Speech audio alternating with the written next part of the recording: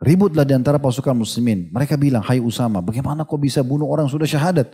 Usama bilang, dia cuma takut lihat pedang. Tadinya duel sama saya ini. Dan kalau dia tidak jatuh pedangnya, mungkin dia bisa bunuh saya. Hanya semua orang diam. Sampai tiba kepada Nabi SAW di Madinah. Maka Nabi SAW marah kepada Usama sambil mengatakan, wahai Usama, kenapa kau membunuhnya? Dia mengatakan, ya Rasulullah, dia ucapkan kena takut kepada pedang saya. Tadinya duel nih. Dan pedangnya jatuh, kalau tidak mungkin dia bunuh saya. Kata Nabi SAW, apa kau belah dadahnya sampai kau tahu dia bohong atau tidak? Usama mengatakan Nabi SAW ulangi terus itu sampai saya berharap seperti saya baru masuk Islam aja hari itu. Supaya tidak dianggap itu sebagai sebuah dosa besar. Bayangkan ya, ini di medan perang, musuh tadinya duel sama antum, tiba-tiba syahadat supaya dia selamat. Coba, tetap harus diterima keislamannya.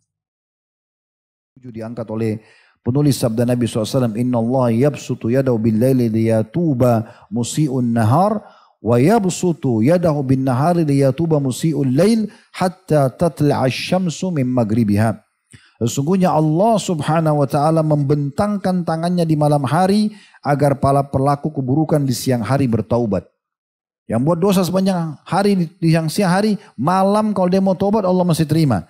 Dan juga Allah membentangkan tangannya di siang hari agar para pelaku keburukan di malam hari bertobat hingga matahari terbit di tempat terbenamnya. Maksudnya hingga terjadi hari kiamat. Hadis ini diriwayatkan oleh Imam Muslim.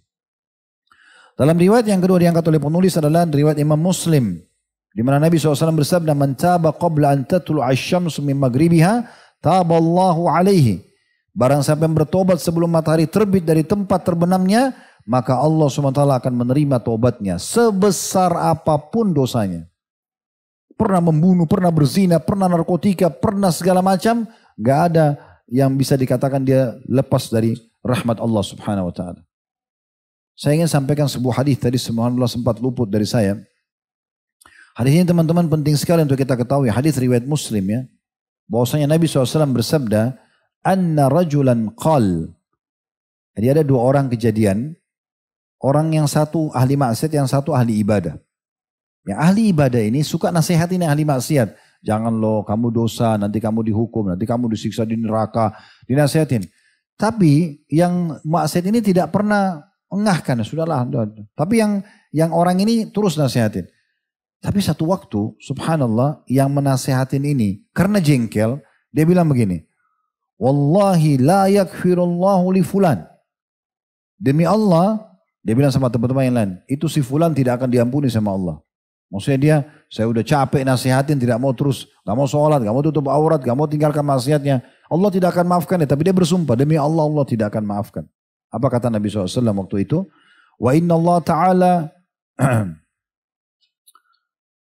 mengatakan ya, sungguh Allah SWT telah berfirman, ya, "Man dzalladzi yata'alla 'alayya 'alla akfiru li fulan." Siapa orang ini? Berani-beraninya mengatakan kalau aku tidak akan maafkan si fulan. Kok bisa kita masuk ke ranah yang bukan punya kita? Allah Maha Pengampun. Kenapa kita bilang sama orang itu, Allah tidak akan ampuni kamu? Kenapa kita berani masuk situ? Bukan hak kita.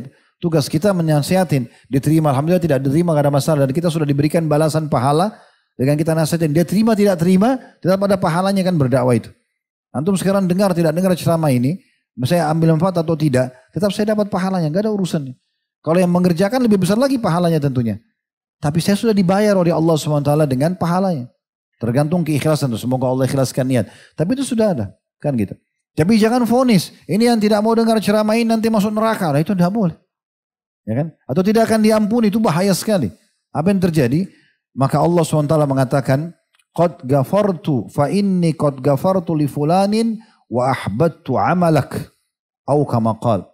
Hadis riwayat Muslim. Maka Allah Azza wa Jalla berfirman mengatakan kepada orang yang memvonis tadi, kalau si fulan tidak akan diampuni, sesungguhnya aku telah hancurkan amalmu dan aku sudah maafkan orang yang kau vonis itu. Jadi tidak boleh teman-teman kita menjadi penyebab justru menghakimi orang, mengatakan tidak mungkin dapat hidayah, tidak mungkin berubah. Itu bukan tugas kita. Kalau saya sederhanakan begini, kalau saya pribadi ya, kalau saya menemui seseorang yang masih jauh dari agama, misal masih awam, tidak tahu, ketemu, ada sesuatu yang saya bisa berikan masukan, saya merasa itu adalah kesempatan emas, ya, supaya dia bisa mendapatkan hidayah. Jadi jangan teman-teman begitu ketemu dengan seorang ikhwat atau seorang akhwat, yang antum lihat pertama, dari kepala sampai kaki, ini satu model sama saya kan? Ya. Oh ini laki-laki sudah berjenggot, oh celananya cingkrang, ini oke lah semanhaj. Ya. Gitu kan? Oh yang lain, oh ini enggak, ini isbal nih, ahli nar. Nah, jangan begitu. Bukan begitu, justru kalau ada ikhwah yang dan akhwat kita sudah Masya Allah, sudah ikuti sunnah ya, kata jenggot itu sunnah, orang tidak isbal itu sunnah kan, kita mengatakan Masya Allah, semoga Allah istiqomahkan antum ya. Seorang akhwat misalnya pakai jilbab syar'i dan semoga Allah istiqomahkan misalnya. Tapi yang belum dapat hidayah, jadikan ajang pahala justru. Semoga Allah berikan hidayah, lalu kita dakwahi dia, 1-2 kalimat, dua sebuah hadis, mau nggak dengar begini dan begitu. Berapa banyak, ini pengalaman saya pribadi. Ikhwah datang ketemu sama saya di pengajian, Ustaz, jazakallah khair Ustaz. Saya dengan dengar ceramah antum yang ini, sampai dia hafal disebutkan ceramah di potongan ini.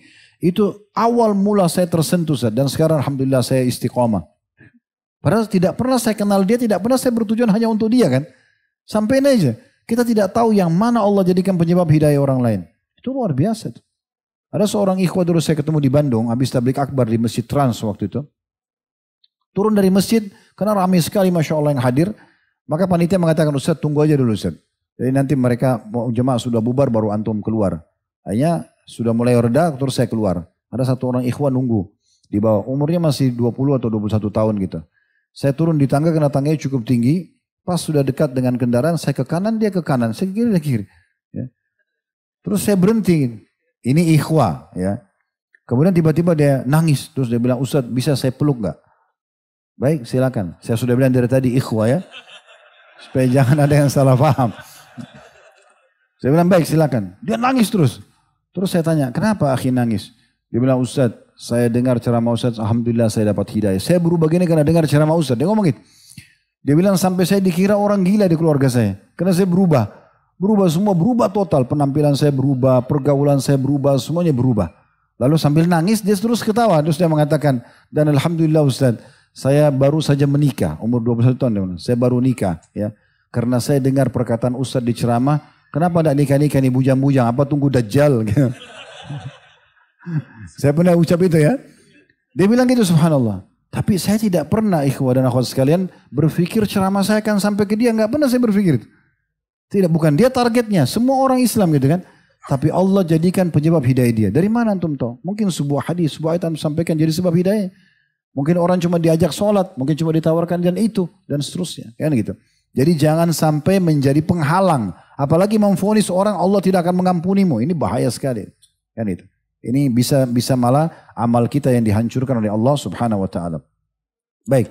Selanjutnya diangkat di situ dalil yang ketiga yang diangkat oleh penulis. Hadits riwayat Tirmidzi, Ahmad dan Al-Hakim di halaman 478 ya. Inna Allah yakbalu taubatal abdi malam yughargir. Sesungguhnya Allah SWT menerima taubat seorang hamba selama nyawanya belum sampai ke tenggorokan. Artinya sebelum rohnya dicabut oleh malaikat masih bisa taubat. Biar detik terakhir. Sudah tahu kisah anak muda Yahudi yang pernah membantu Nabi SAW. Sakit keras Nabi kunjungi. Di akhir itu Nabi cuma mengatakan, hai anak muda, masuk Islam lah. Ucapkan syahadat. Maka anak itu lihat ke ayahnya lagi sakit keras. Ayahnya mengatakan orang Yahudi, Ati Abul Qasim.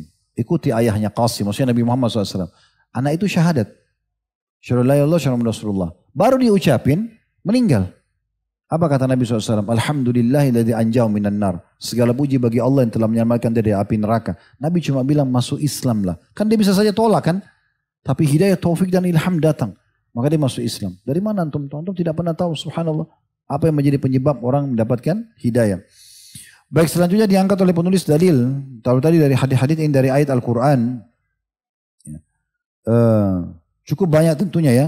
Tapi kita ambil saja yang menjadi saksi bahasan kita berhubungan dengan masalah taubat ada di halaman 480. Dalam surah Az-Zumar ayat 53. Dan ayat ini teman-teman kata ulama adalah ayat yang paling kuat. Dan harusnya dipegangi baik-baik oleh setiap orang muslim. Karena ayat ini menjelaskan begitu luasnya rahmat Allah, sebesar apapun dosa bisa dimaafkan. Asal antum betul-betul mau kembali kepada Allah SWT. Dan Allah akan putihkan semua kesalahan masa lalu, Allah akan nilai mulai hari ini ke depan. Ini luar biasa. surah Az-Zumar, surah nomor 39 ayat 53. Yang bunyinya, Qul ya ibadiyalladzina asrafu ala anfusihim la taqnatu min rahmatillah innallaha yaghfiru dzunuba jami'a innahu huwal ghafurur rahim. Saya ulangi, innahu huwal ghafurur rahim. Katakan, hai hamba-hambaku yang melampaui batas terhadap diri mereka. Maksudnya terlalu banyak dosa yang dilakukan. Janganlah kamu berputus asa dari rahmat Allah. Sesungguhnya Allah mengampuni dosa-dosa semuanya. Sebesar apapun. Sesungguhnya dialah yang maha pengampun lagi maha penyayang. Jadi Allah Azza wa Jal ya, mengampuni semua kesalahan-kesalahan hamba-hambanya sebesar apapun selama dia mau taubat. Dalam firman Allah yang lain dalam surah An-Nur surah nomor 24 ayat 31, potongan ayat, wa tubu ilallahi jami'an ayyuhal mu'minun la'allakum tuflihun, dan segera taubatlah kalian ya, wahai orang-orang semuanya, wahai orang-orang beriman, agar kalian termasuk orang-orang yang beruntung, termasuk orang-orang yang beruntung. Selanjutnya juga disebutkan dalam surah Al-Ma'idah ayat 34, itu ada dalil diantaranya halaman 481. Ya. Ini saya pilih-pilih aja ayatnya karena bahasanya banyak tentang masalah taubat, tapi dalil-dalilnya yang bunyinya illal ladzina tabu min qabli an taqdiru alaihim fa'lamu annallaha ghafurur rahim. Ini tentang musuh-musuh yang berperang dengan kita. Ya. Lalu kata Allah, kecuali orang-orang yang tobat di antara mereka sebelum kamu dapat menguasai atau menangkap mereka. Maka ketahuilah bahwasanya Allah maha pengampun lagi maha penyayang. Ini juga pernah terjadi yang pernah kita sampaikan kisah Usama bin Zaid radhiyallahu anhu, di mana beliau pernah menyerang satu suku bersama dengan pasukannya Amr bin As radhiyallahu anhu menjma'in di subuh hari, dan waktu itu Amr bin As mengatur strategi dua prajurit muslim berdampingan, berdua gitu ya, dan tidak boleh berpisah.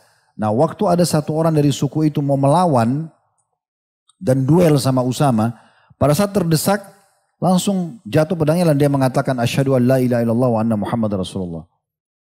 Maka temannya Usama berhenti, gak jadi nyerang dia, tapi Usama angkat pedang dan dia bimbang, ini bunuh gak ini? Ini tadi berperang dengan muslimin, sekarang pedangnya jatuh baru syahadat. Ah, kayaknya bohong nih, tebas saja. Matilah orang itu. Ributlah di antara pasukan muslimin. Mereka bilang, hai Usama, bagaimana kau bisa bunuh orang sudah syahadat? Usama bilang, dia cuma takut lihat pedang. Tadinya duel sama saya ini. Dan kalau dia tidak jatuh pedangnya, mungkin dia bisa bunuh saya.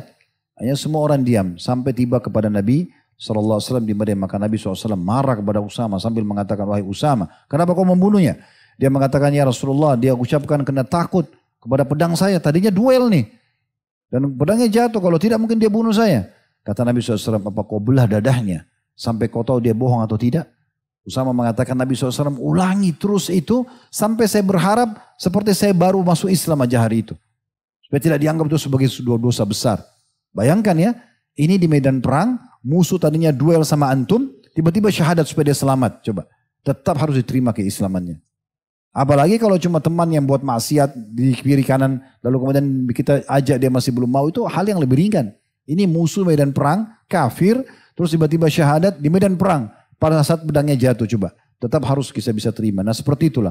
Allah mengatakan tadi dalam surah Al-Ma'idah, kalau orang-orang itu sempat bertobat sebelum kalian menangkap mereka, maka ketahuilah bahwasanya Allah maha pengampun lagi maha penyayang. Jadi maksudnya rahmat Allah sangat luas sekali. Jadi teman-teman sekalian, jangan tutup pintu-pintu orang beriman atau orang-orang untuk beriman kepada Allah Subhanahu wa taala. Sekali lagi saya ulangi, justru pelanggaran dan kesalahan orang itu tantangan dari Allah. Kita mau nggak meraih ya peluang pahala dari dia dengan kita menjadi penyebab dia mendapat hidayah. Jangan putus asa, terus doakan, terus jadikan dia sebagai target, terus dakwahi. Begitu, walaupun ditolak sekali, dua kali, justru itu tantangannya. Karena kalau orang yang kita ajak sholat langsung ikut itu berarti gampang sekali. Tidak ada tantangannya, tapi yang tantangannya ini memang hanya orang yang mau saja. Berarti antum bisa mengajak orang sholat yang gampang diajak, yang juga yang sulit diajak. Maka ini poin penting yang harus kita ambil dari pelajaran tokoh kita ini. Dan sekian banyak teman-teman sekalian tentunya ya, ayat-ayat Al-Quran saya akan tutup dengan dua ayat ini, ya, karena diangkat cukup banyak oleh penulis tentunya ya, yaitu surah Al-Furqan ayat 70 sampai 71. Bagi yang pegang bukunya ada di halaman 483 dua ayat ini ya. Illa alladzina taba, i'mab, illa man taba wa amana wa amila amalan salihan fa ulaika yubaddilullahu sayyiatihim hasanat wa kana Allahu ghafurur rahima. Wa man taba wa amila salihan fa innahu yatubu ila Allahi mataba. Kecuali orang-orang yang bertaubat dari dosa-dosa mereka, beriman dan juga mengerjakan amal saleh, maka mereka itu kejahatannya, dosa-dosanya diganti Allah dengan kebaikan. Dan Allah Maha Pengampun lagi Maha Penyayang. Dan orang-orang yang bertobat dan mengerjakan amal saleh, maka sesungguhnya dia bertobat kepada Allah dengan tobat yang sebenar-benarnya. Dari ayat ini kita ambil pelajaran penting teman-teman sekalian. Ternyata maha luasnya rahmat Allah itu bukan hanya memaafkan kesalahan kita. Bukan hanya memutihkan. Tapi kalau antum tulus dan ikhlas, Allah ganti dosa zina antum, dosa bohong antum itu dengan dia pahala. Dengan tobat nasuha. Itu luar biasa. Yang terakhir tentang masalah ancaman orang-orang yang menjauhi sholat, mengikuti syahwat mereka, buat dosa segala macam gitu ya. Itu tetap juga bisa dimaafkan dengan bertaubat. Allah sebutkan dalam surah Maryam, surah nomor 19 ayat 59 sampai ayat 60. Itu masih di halaman 483, kita tutup dengan ini dalam pelajaran taubat ya. فَخَلَفَ مِنْ بَعْدِمْ خَلْفٌ أَضَاءُوا الصَّلَاةَ وَاتَّبَعُوا الشَّهَوَاتِ فَسَوْفَ يَلْقَوْنَ غَيًّا. Lalu Allah bilang, illa man taba wa amana wa amila salihan fa ulaika yadkhuluna jannata wa la yudlamuna syai'a. Maka datanglah sesudah mereka, maksudnya kalau ada orang yang tidak sholat, biasanya generasi yang datang setelahnya itu lebih buruk. Ya, kata Allah SWT, datanglah sesudah mereka orang-orang yang lalai, yang memang jauh dari agama ini, pengganti-pengganti yang buruk yang menyanyiakan sholat dan membenturkan hawa nafsu mereka. Semuanya hidupnya dosa. Maka kelak mereka akan menemui kesesatan. Ya, sebagian ulama ada yang menafsirkan dengan kesesatan nanti menuju ke surga. Atau kegelapan di sirat di hari kiamat di atas neraka. Mereka tidak dapat petunjuk. Ya. Lalu kata Allah begini, kecuali orang-orang yang bertaubat, beriman dan beramal soleh, maka mereka itu akan masuk surga dan tidak akan dianiaya atau dirugikan sedikit pun. Jadi walaupun dia tadinya tidak sholat, dia ikuti hawa nafsunya, tapi kalau dia taubat betul dia perbaikin, maka di saat itu dia berhak untuk masuk ke dalam surga di akhirat nanti. Ini sebuah karunia yang luar biasa yang Allah SWT berikan kepada kita.